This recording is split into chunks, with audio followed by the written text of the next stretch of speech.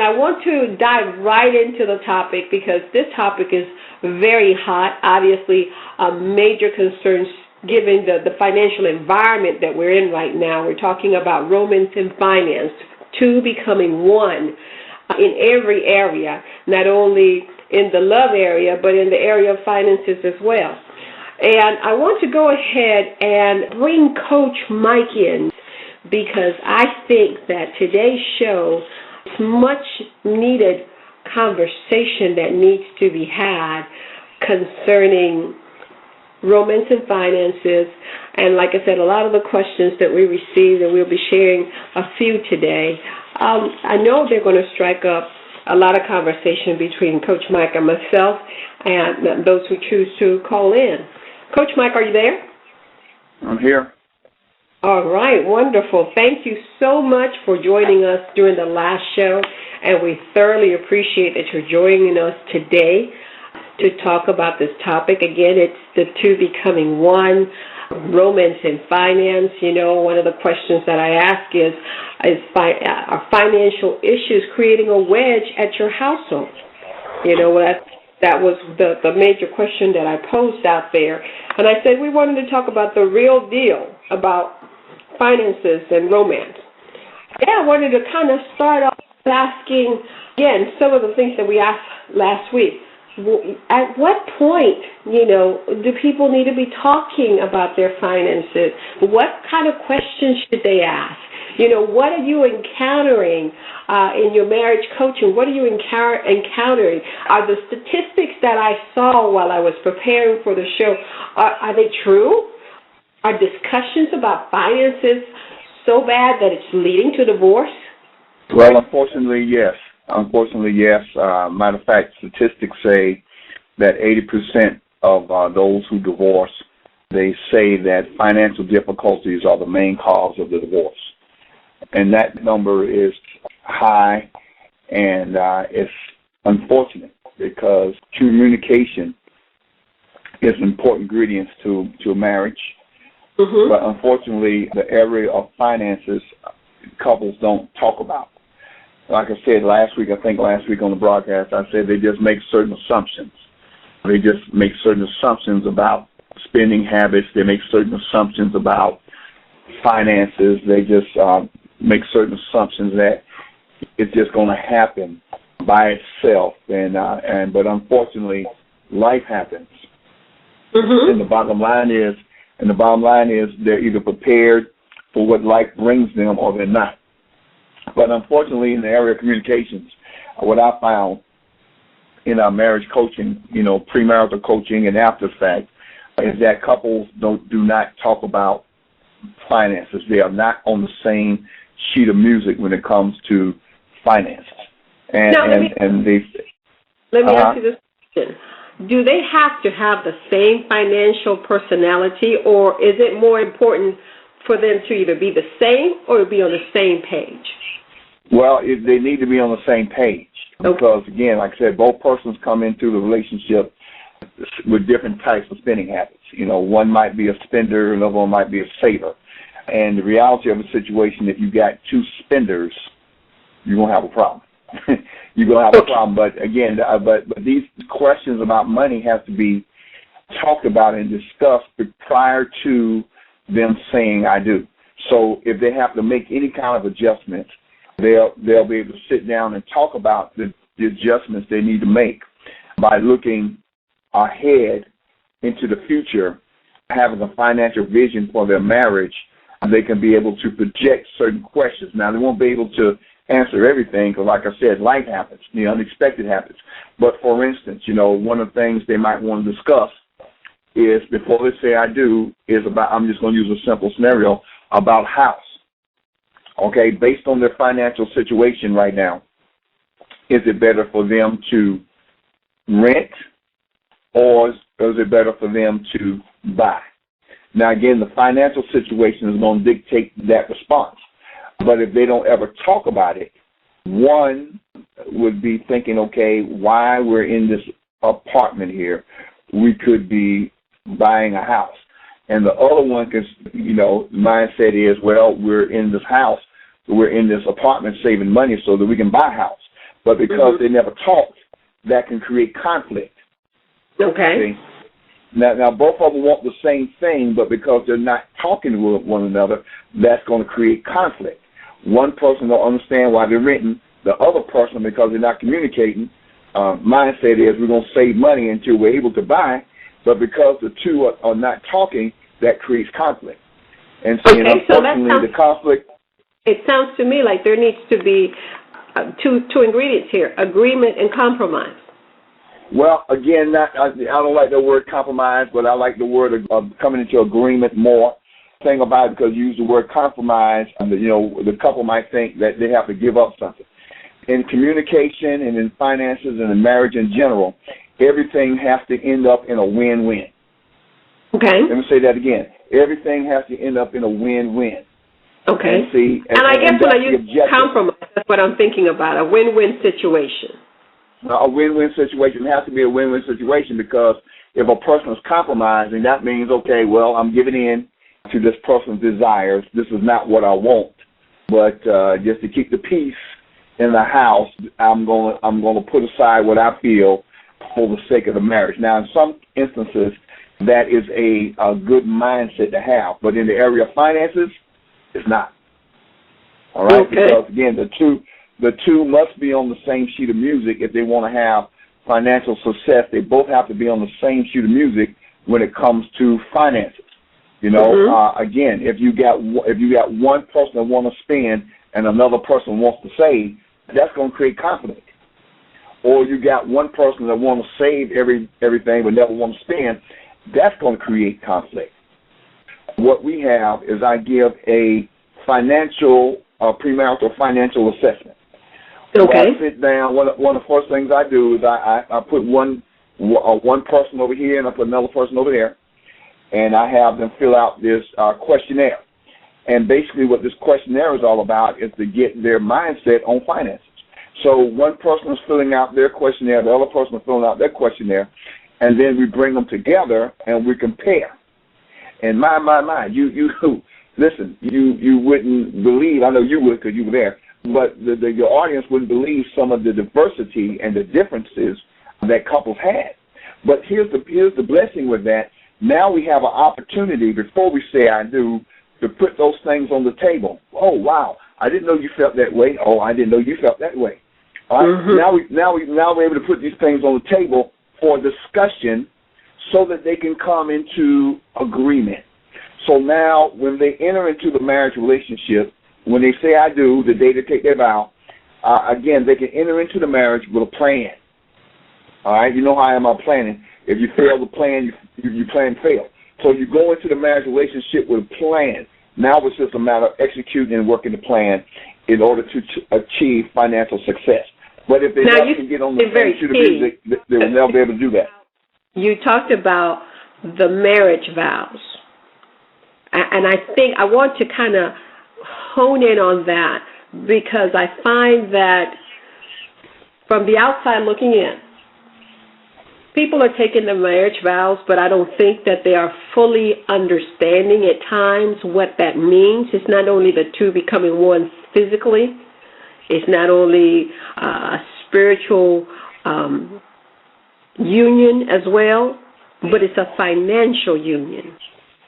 Again, the scriptures in Genesis chapter 2, verse 24, it says, a man shall leave his father and his mother and hold fast to his wife, and they shall become one flesh.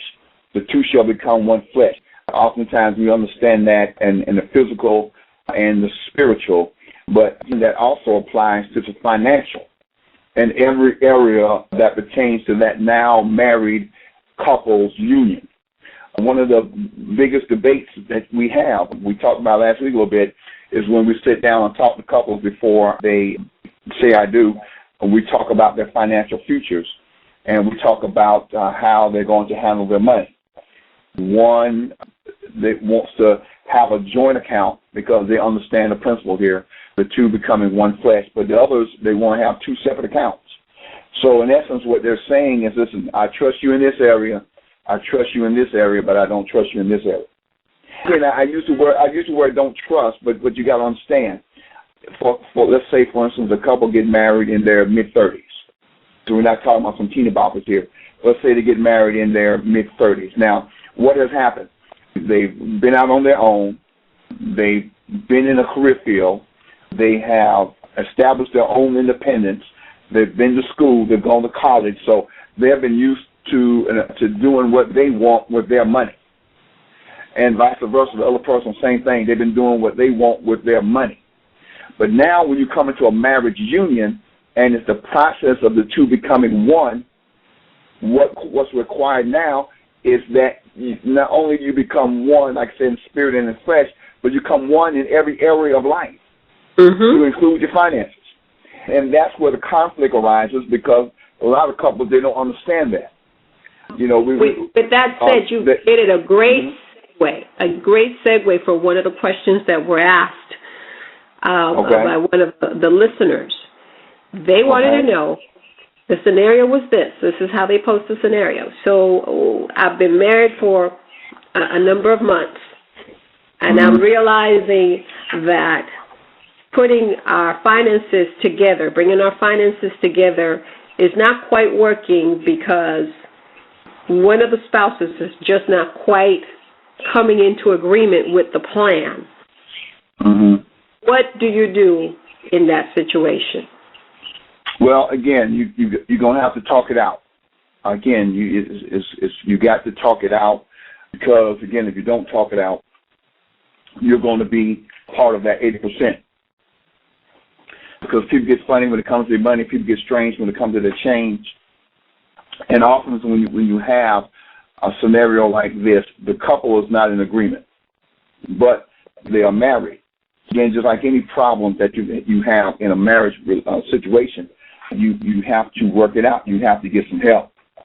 They need to come and talk to a coach like yourself, or come talk to a coach like myself, to help them to get from where they are to where they desire to be. But it's going to be problematic if one person wants to do what's in the best interest of the marriage now, and the other person wants to continue to live like they're single. See, that's where the divide is.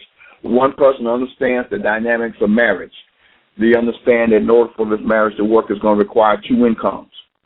But one person still wants to, mindset is, I'm going to continue to manage my money like I've been managing my money while I was single. And that's going to be problematic, and that's going to cause conflict. Just like anything else, they're going to have to talk it out, because money problems are going to bring arguments. It's going to be it's going to be conflict, going back to the two account scenarios. How many times have we talked with couples, and again, they tried this two account scenario and it never worked. It might have worked out initially. Life happens.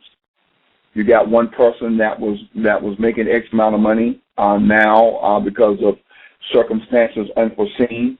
They're now been laid off, or they don't have a job, or they have a job, but their job is not bringing the same income that it was before. Now there's financial stresses in the marriage now, because even though that person is not bringing in the same level of income, the requirements are still the same. Out of his paycheck, the other spouse is expecting them to purchase A, B, C, or D, or pay for A, B, C, and D bill. But the income now is not like it was before, but the requirement is still there. You see, the requirement is still there. Now, but see, what they should do in that scenario, because, again, two become one, they have to now pull their resources together and now manage the household and their financial lives from that pool of resources, versus putting stresses and requirements on the other person because of unforeseen circumstances. It's the two becoming one. It's the two becoming one in every area of life. And it's a constant, right? It's a constant becoming one. It's not like your marriage vows at the altar and that immediately you become one. No, it's a continuous process. It's a process. It's a process. And it's a process that's going to continue throughout. Like we've shared with your audience, we've been transparent. We had to make some financial adjustments, and it was because of some unforeseen circumstances that happened. But the good news is that you and I both were able to come together as one and to do what we had to do for the greater good of the marriage relationship. Now, there were some temporary things that we had to do, some temporary sacrifices we had to make, but we made the decisions were made together, and the execution of the decisions were made together. So you held up your end of the bargain, I held up my end of the bargain, of what we agreed upon, and eventually we was able to ride the wave out, and that's why we have these conversations now, because of what we went through. We're now able to help other people. Okay. Now, I have another question. Like I said, there were multiple questions that were received, but here's another one. If I am engaged, when should my husband-to-be or wife-to-be and I discuss finances? When should they discuss finances? You don't want to discuss finances on the second date. But at some point in the relationship, when you're headed toward the altar, that's why premarital coaching or premarital counseling, which are two different things, is critical for the success of any couple that's getting ready to say I do. Indeed. So discussion needs to start early in the relationship once they have made the determination that they're going to be in this for the long haul. They're going to be partners for life, and they're headed toward the altar. They're headed toward the altar. They're not there yet. They're just headed toward the altar. You don't wait until you say I do to start trying to figure out things financially. You want to talk about them and talk about them honestly.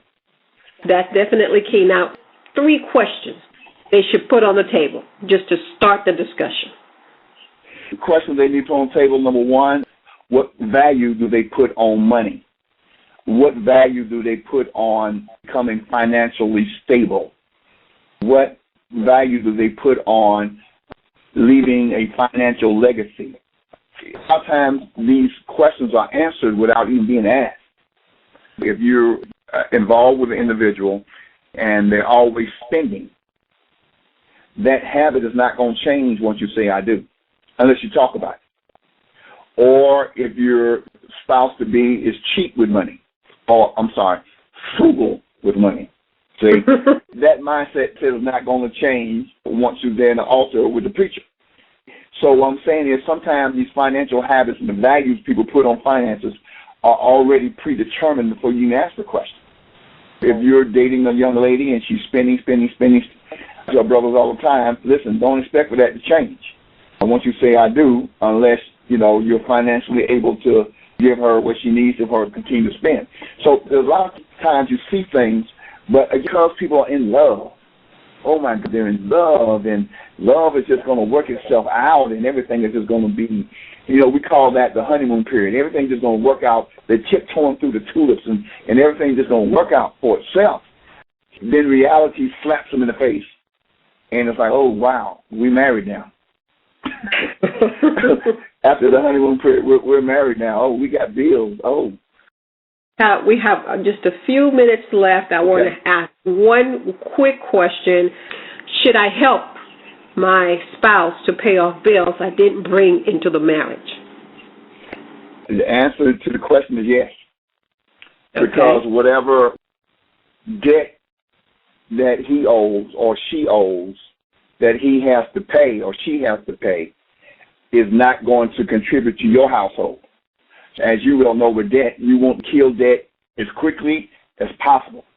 Amen to that. You have to declare war on debt, two becoming one. So if they made the decision to say I do, and knowing that the other spouse was in debt, they should help that other party get out of debt as soon as possible. So now they can take that money that was going toward their debt and now use that money for their household. Because right now the money's not being used in their household, it's going somewhere else. So the quicker they can get rid of debt, the quicker they can get that money refunneled into their household, the more happier they'll be. I like that response. Basically, what I'm getting from that is, as a spouse, you're supposed to lighten the burden for your mate, and if you lighten the burden for your spouse, you're lightening the burden on your marriage. That's one of the questions they should ask. Hey, baby, you got any debt? We go deep into this in our premarital coaching. We even advise couples to get each other's credit reports. Mm-hmm. Not that you're playing I Spy or you're being a detective. You want to know honesty. You want to be honest going into the relationship. Let's put everything on the table. Let's be honest about it. Don't be trying to hide nothing, because we know what's done in the dark is going to come to light. The time that you find out your spouse owes $25,000 to some credit company is before you say I do, not after you say I do. Credit reports, let's take a look at it. Let's put everything on the table. Whatever needs to be corrected, let's correct it. Whatever needs to be adjusted, let's adjust it. And let's move forward, and let's live happily ever after.